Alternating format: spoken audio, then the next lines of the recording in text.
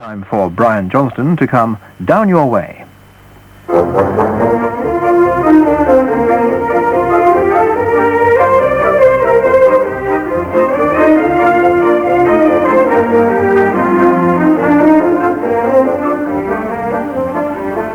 week, the Down Your Way team is in Hampshire to visit the town of Romsey. It has a population of about 14,000 and lies in lovely green countryside in the valley of the River Test, on the A31, 11 miles southwest of Winchester. Romsey is an old market town built round its famous 10th century abbey with a mixture of old inns, Georgian houses and a triangular marketplace contrasting with a modernized town centre. Now, many people will know Romsey because of Broadlands, the 18th century house in a park in the outskirts of the town, which is the home of the late Earl Mountbatten. But we're going to start by the River Test, perhaps one of the most famous of all fishing rivers in Great Britain. And we're at a place called Sadler's Mill. And if any of you have got the Down Your Way calendar, look at it for April. And we're under that lean-to against the mill, sheltering from a bit of rain at the moment. It's looking lovely here. The daffodils are out. The trees are beautifully green. And with me is someone who's going to tell us all about it. He's the head water bailiff, Bernard Aldrich. Just a word about this mill. What was it and what is it now? Well, originally, of course, it was an old working corn mill. But now, all the milling machinery's been taken out. And where the old turbine used to be, we've now got electrically controlled hatches to take any excess water during flood times. Now, I don't know much about the River Test, except it comes through here. Where does it start and where does it go to? Oh, it starts in a little old field way up above Stockbridge, just a little muddy pool. Then as it comes down, it collects the Diva, the Dun, and all the Anton, and all the other little rivers that build it up to what it is here. Now, why such a marvellous fishing river? What are the reasons for it? Well, we're very fortunate in having very little industry on the river, so the river is comparatively unpolluted. I think this really is the main reason. The water is good. Now, it's salmon and trout. Let's deal with, shall we say, the salmon first. Where do they go to? How high up the river?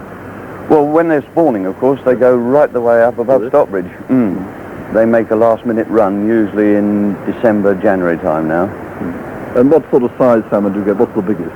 Without a fisherman's story. Oh, well, without a fisherman's story, the biggest ever recorded on the river is 43 pounds. But that's some years ago. We had one of 26.5 last year. My best is 33.5. Now, you showed me this whirlpool, and you tell me that the salmon leap up there through the weir. Right. And I just don't know how salmon takes off. How does it take off?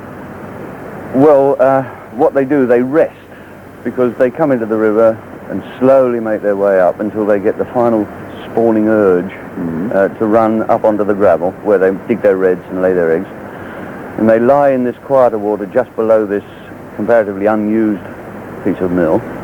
Then when we get a lift of water, usually in December time, it used to be October, but now it's getting later, and then they drop back, and then they start their run, and they usually leap.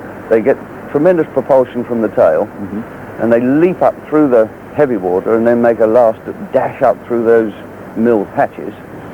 Once above there, they rest and then carry on. But the water's coming through there at a rate of knots, as you said. Yes. Can they do it against the water? Oh, yes, indeed. They can face about 11 feet a second and still get up. And how long are those? About 10 They're feet? about 10, 12 feet, yes. And they can jump 10 feet through that water? Oh, yes, indeed. No trouble at all. They swim up through there. What about the trout, then? Because it's obviously famous for trout. Well, of course, once you get above Romsey, the trout fishing is the mecca of all trout fishermen the world over. Yeah. It really is superb.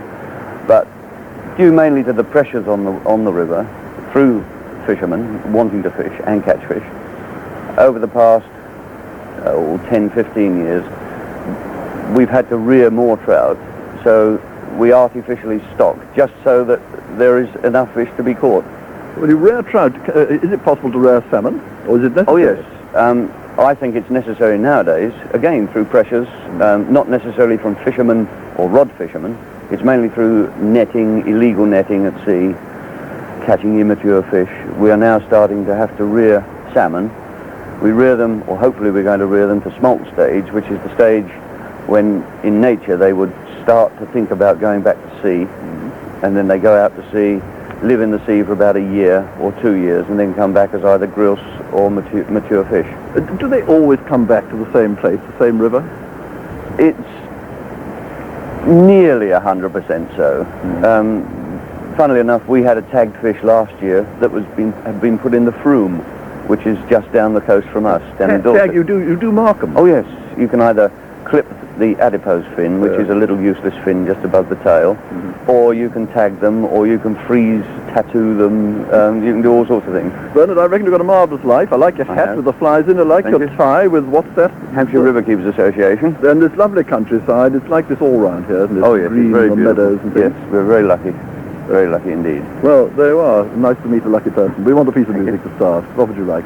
Well, because we're on the river, I think we'll have the trout.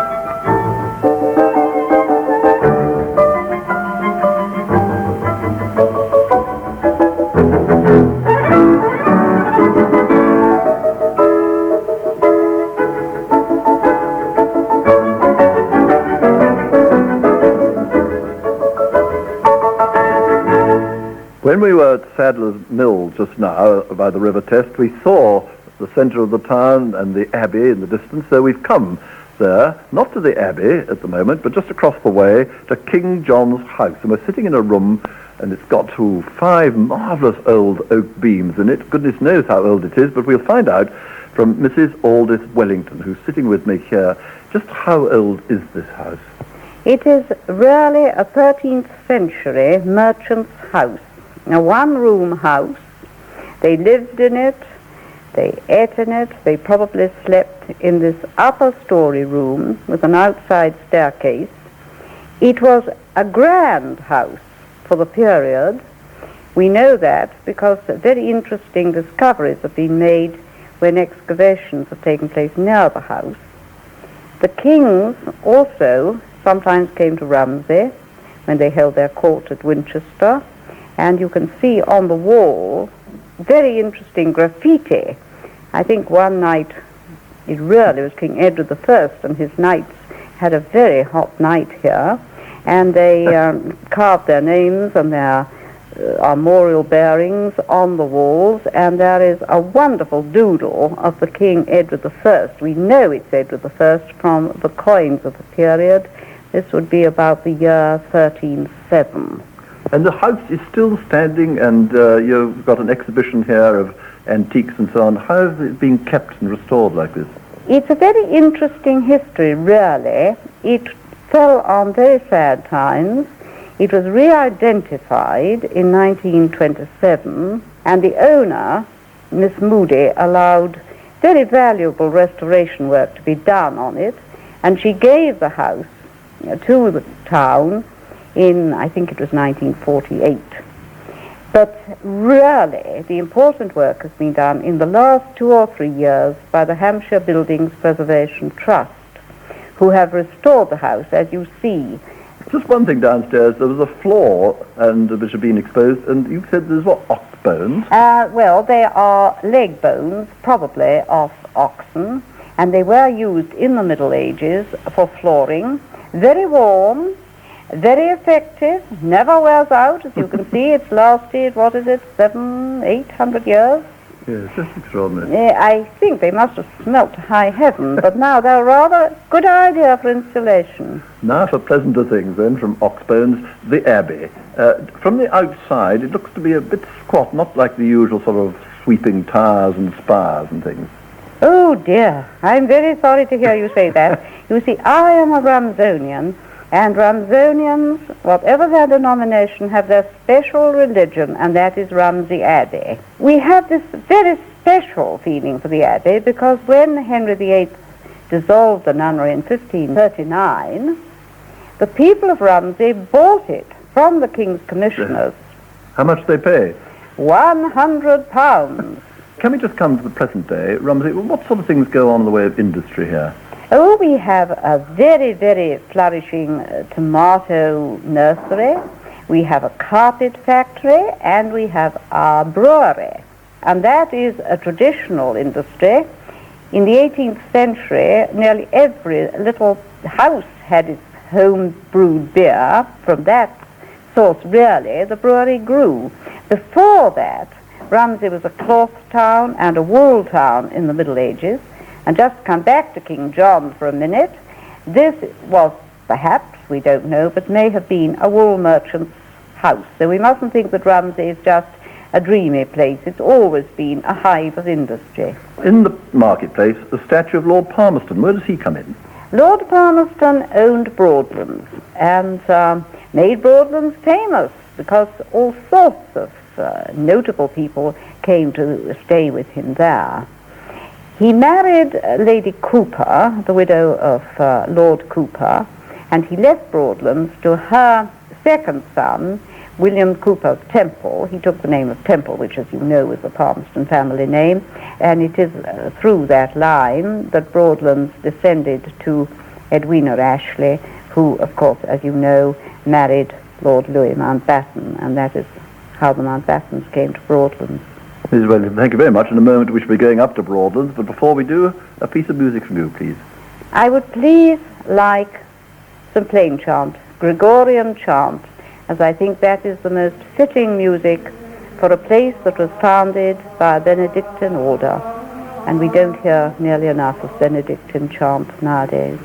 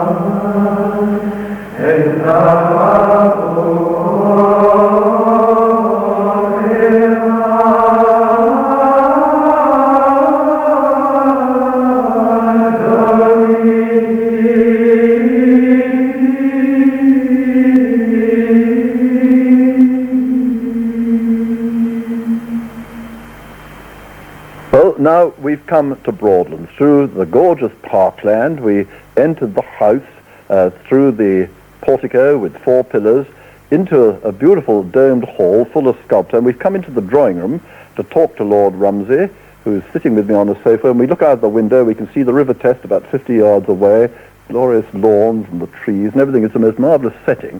Now, this is terribly difficult. We've been round, there's so many things. I want you to pick out the main things about this house which you like. I think my favourite room would probably be the bedroom that I sleep in, which sadly, I'm afraid, is private. It's above here, it's on the corner of the house. And one of the things I like about it is that at night, when the windows are open and everybody has gone, you can hear owls hooting, you can even hear frogs croaking, and the house takes on an atmosphere of itself, and it, as all old houses do, it creaks, it groans, it rattles with the wind, and it's a fabulous atmosphere. And then my favourite work of art in the house, undoubtedly, is the Right of Derby, called The Iron Forge, which is a most magnificent painting. He captures the sort of light in rather the same way that a really good lighting cameraman today would light a film. Other things? Well, we have the exhibition, which I think you've seen, Yes. and there are a number of items in that. My grandfather was a most prolific inventor of gadgets and various odds and ends. During his naval career, he invented a torpedo hoist. He invented a subfocal signaling shutter. He invented a course correction indicator. And I think the thing, strangely, of which he was most proud was the fact that he was the first person, as far as we know, to invent and install swiveling headlights on a car. Was he really? Yes, back in the 20s, he went to one of the Rolls-Royce coach builders with a design for swiveling headlights, and they were installed on his Rolls-Royce, and that particularly interested him. That's a super exhibition. It takes it right through, even his little dress he must have worn, his cot, right through to the final sad scenes of his funeral. Yes, with his admiral's hat and all the regalia that went with him. The gold stick. The gold stick, which he was particularly fond of, and of course his garter. There was a big sword, the surrender sword. What exactly is the story there? Well, it's quite an interesting story. When the Japanese surrendered in 1945, it was decided in America that there would be no attempt made to obtain the swords of the Japanese leaders. And MacArthur, who was the overall supreme commander in his area of Southeast Asia, issued an order that no swords should be taken. And my grandfather, who felt very strongly, and having lived through 3 years of the war with the Japanese, he was determined, to be quite candid, I think, to humiliate them and make certain that they weren't going to repeat the exercise. So he disobeyed this order. And he took this sword from Field Marshal Count Terauchi, who was the Japanese supreme commander in Southeast Asia, in Singapore on the occasion of the surrender ceremony. It's forged in 1292. It comes, as you, I think, have seen, in two sections. One is the handle with a wooden blade attached, and the other is a sheath with the magnificent original steel forging inside. And interestingly enough, only officers are allowed to touch the steel sheath. Ever since it's forged, and Count Terauchi actually asked my grandfather when he surrendered, he said, would you mind if you continue with this tradition that only an officer can touch the steel? And throughout, there seemed to be sort of certain obvious memories of HMS Kelly, the famous destroyers. Well, that was the high point of his naval career in the sense that it was the ship that he loved the most. As you may know, there's still an annual Kelly reunion where all the shipmates gather and meet. And it was something that it was a chord within him that existed all his life. And just finally, can we come back to yourself? You've obviously settled in very comfortably here at Broadlands with your wife, and you've also played a part in the town now, in Romsey. What have you done there? Well, I've been asked by many organizations to take over my grandfather's role as patron or president, but more fundamentally, there's a post that was granted to Romsey back in the 17th century by King James I when he came down here and gave Romsey her charter as a royal borough. And that post is called High Steward, and 8 people have held it prior to myself, the last being my grandfather. And I was asked whether I would be prepared to go on with the tradition, and I was obviously thrilled to do so. And we had a very moving ceremony in the Abbey on the 21st of February. In fact, interestingly enough, it's the first time there was any ceremony for the installation of a High Steward, and the town council and the mayor were very keen to do it, because it's not a service. It was a town council meeting held in the Abbey. Which is quite unusual. And it's a ceremonial post, clearly. In King James's day, obviously, it was a kind of spy for him to make certain the good burghers of Romsey looked after their town properly. There were only 100 people living in Romsey in those days, 10,000 now. But I'm sure my grandfather valued it very highly, and I only hope that he was happy on that day, because he was in the Abbey too with us, in a sense. And that I will go on and uphold the role that Romsey wants. Well, thank you so much for letting us share the beauties and the treasures of Broadlands. Now, we want a piece of music. What's it going to be? The Probojensky March, which, in fact, was a march that came originally from the Probojensky Guards, which was a Russian regiment. And this was given by the last Tsar of Russia to the King of Spain. And when he died, the King of Spain, his widow, Queen Ina, was my grandfather's aunt. and she gave it to my grandfather as a present. And he used to value the music very highly, and on their tercentenary, he gave it to the Royal Marines as their regimental slow march, and I'd particularly like to hear the Marine version of it.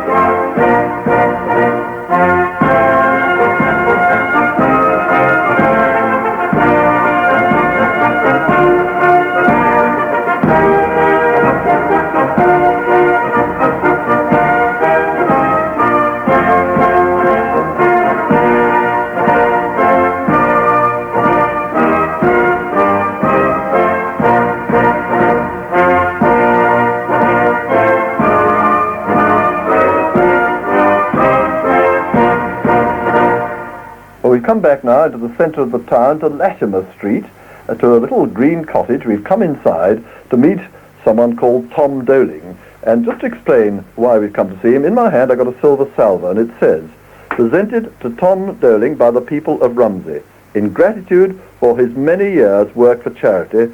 Presentation by the Earl Mountbatten of Burma, October 1974. Now, we've heard about all this charity raising. How much do you think you've raised in your life for charity? Have you any idea? No, thousands of pounds.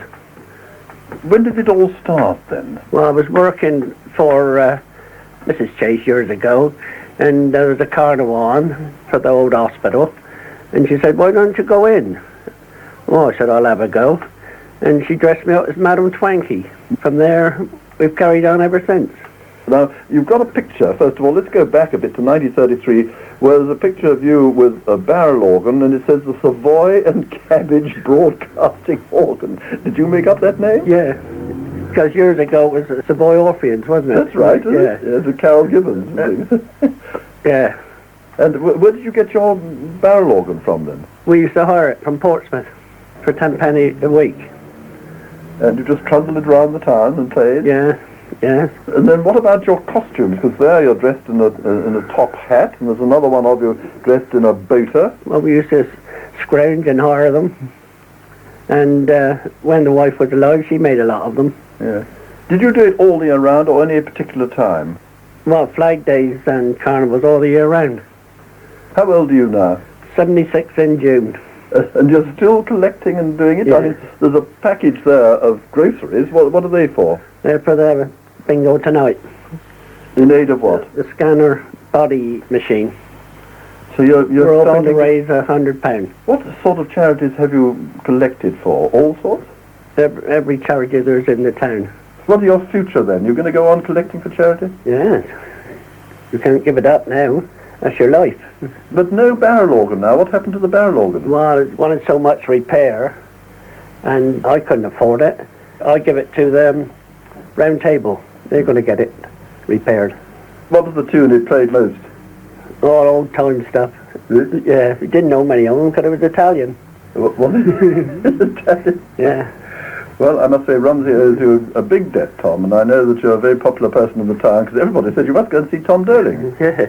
All right, Tom, well, thank you. Now, I don't know if you know, we always ask for a piece of music, so what would you like us to play for you? One of the old-time ones. It doesn't matter, anything. Underneath the Arches or Sally or... Let's have Underneath the Arches, because it's my favourite, and I once played it with Bud Flanagan. Shall we have that? Yes. You can't beat them. Underneath the arches, we dream the dreams away. Underneath the arches, on cobblestones we lay. Every night you'll find us tired out and warm, happy when the daylight comes creeping, caroling the dawn, sleeping when it's raining, and sleeping when it's fine. Trains rattling by above,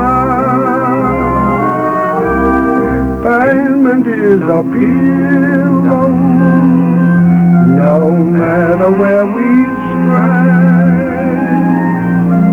Underneath the arches, we dream our dreams away. And now to end our programme from Romsey, we've come out along the Stockbridge Road to a little village of Timsbury to visit someone well known to you all, artist, painter and cartoonist Norman Thelwell. And Norman, of course, is really perhaps best known as the creator of those marvellous little pot-bellied ponies snorting with a little schoolgirl on their back. But Norman, before we talk about your actual art and what you do, what brought you to this part of the world? I came here first when I was in the army. I was an infantryman in the East Yorkshire Regiment. I suppose I was about 19 at the time, and I was billeted at Hursley Park, which is about 2 miles away from here. It wasn't, in fact, a very nice camp, I must say, but the countryside was absolutely lovely.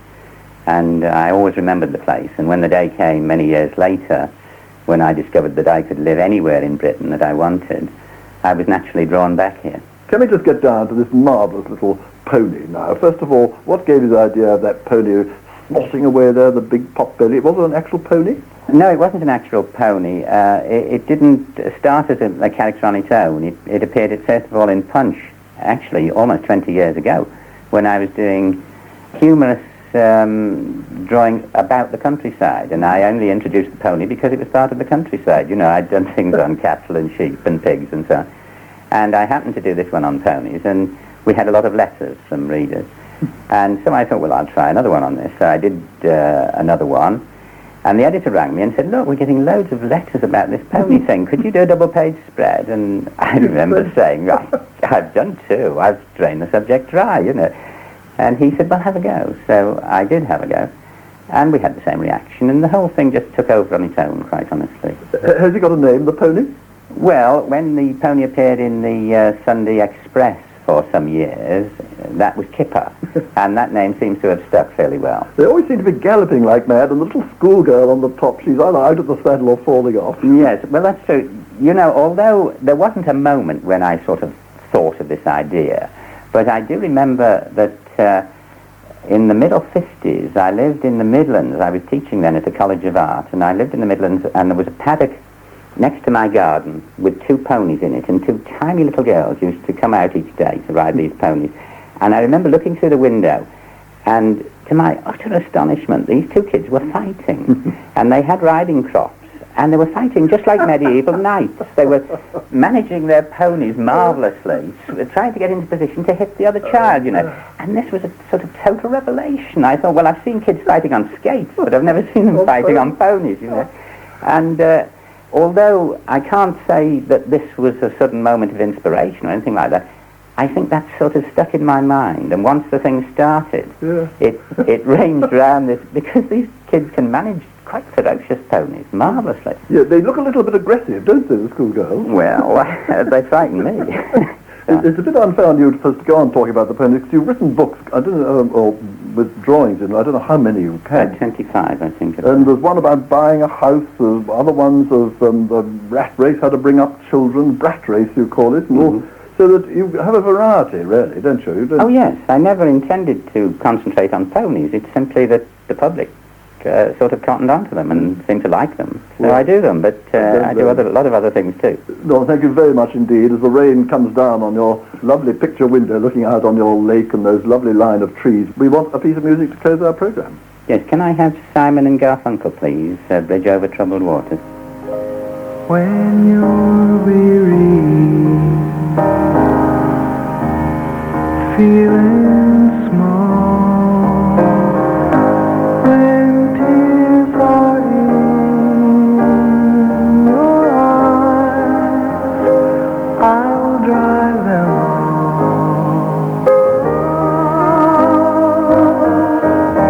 I'm on your side. Oh, when times get rough and friends just can't be found,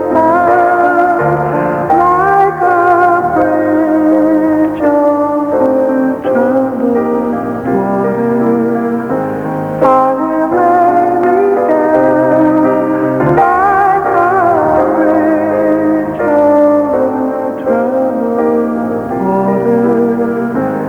I will lay me down.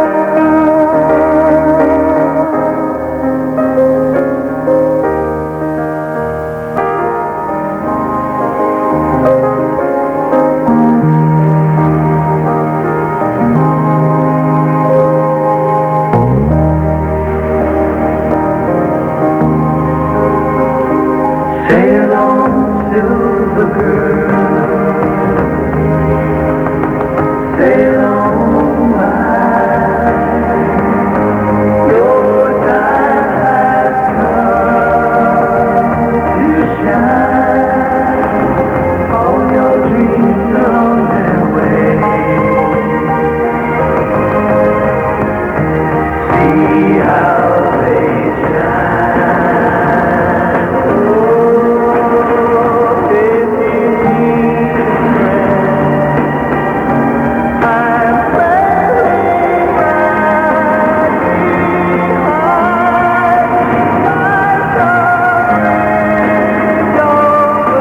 I will ease your mind. Like a bridge over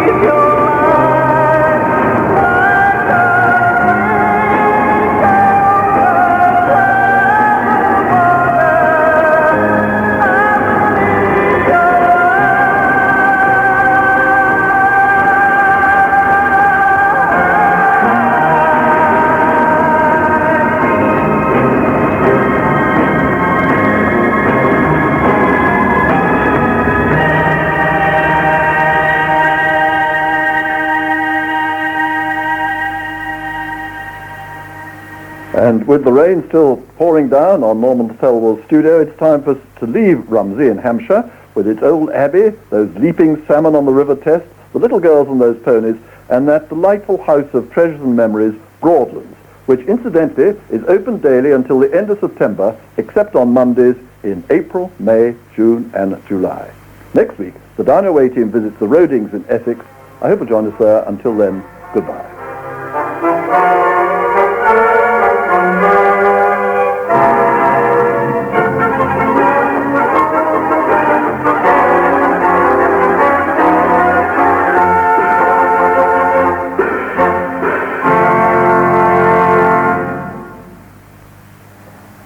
Brian Johnston has been Down Your Way to Romsey in Hampshire.